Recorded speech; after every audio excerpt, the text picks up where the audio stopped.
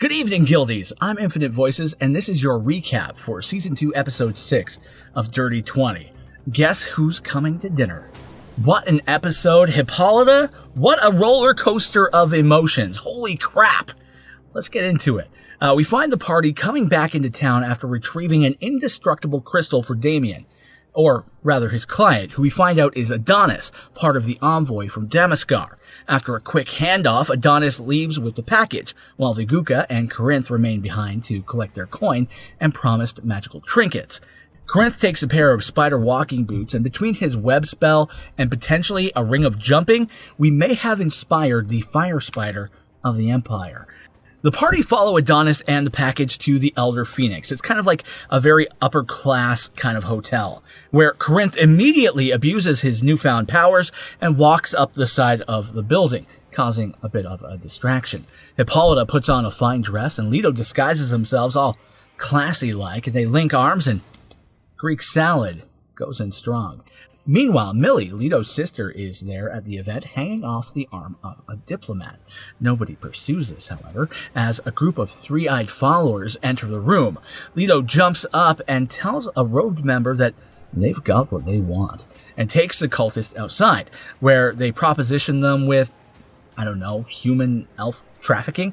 Something they, I guess, weren't into. Apparently, these men of the cloth didn't appreciate being approached by a pimp, so they left, and that's when Quinn and Corinth trail behind and follow the cult to what may be the entrance to their base.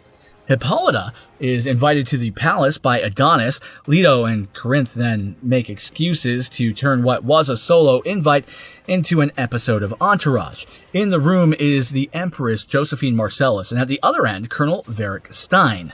And that's when Hippolyta sees the indestructible crystal vase given to the Empress. As the Empress leaves with her new prize, Varric takes Hippolyta to a balcony, where he then mansplains how he didn't mean for Hippolyta to go to prison, but let her take the fall anyways. That everything he did was for their people, and a whole lot of, "Hey, look, baby girl, would I lie to you?" The party then goes back to the Elder Phoenix and gets that expensive hooch, not that stuff your uncle makes in the bathtub, and they play a game of Never Have I Ever. Quinn at a four-fingered hand disadvantage. At this point, Corinth takes their leave to go to the bathroom, and they cast invisibility and follow Hippolyta as they head back to Varric's room for a chat. That's when Corinth sneaks into Varric's room and hides in his bathroom. Everybody assumes it's to leave an upper decker. This guy seems like a bit of a dick. Meanwhile, Tori keeps looking at Varric's picture and falling in love. Therefore, Hippolyta follows suit. Laying her cards out, Hippolyta tells Varric she has promised an indestructible god crystal to her prison buddy, and wonders if there were any more laying around. It's met with a reasonable no. Corinth then convinces Hippolyta to get Varric out of the room and downstairs for drinks. And drinks are had, as Varric is accompanied by a Damaskarian bodyguard who goes by the name of Mennonite. As the night goes on, Corinth does a thorough search of Varric's quarters, armor and weapons on stand, notes and letters with his political views, nothing immediately incriminating. The powerful drink seems to be too much for Hippolyta and Varric, so Leto and Quinn take Hippolyta to her room, while Viguka helps bring a drunken Varric to his room before walking Mennonite to their room. With the night seemingly over, Corinth creeps out of Varric's bathroom, locking the door and placing a chair in the doorway to avoid any unwanted interruptions.